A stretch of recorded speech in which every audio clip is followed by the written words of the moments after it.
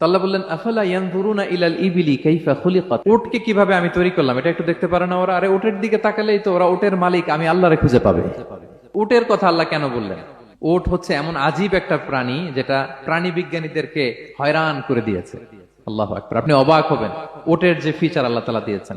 মক্কার লোকেরা উটের গোশত খাইতো, উটের দুধ খাইতো, উটের চামড়া দিয়ে দ্য ফাইনেস্ট লেদার তারা বানাতো, উটের উপর মাল নিয়ে বোঝাই করে এক প্রান্ত থেকে আরেক প্রান্তে পাড়ি দিত, নিজেরা উটের উপর রাইডিং করত।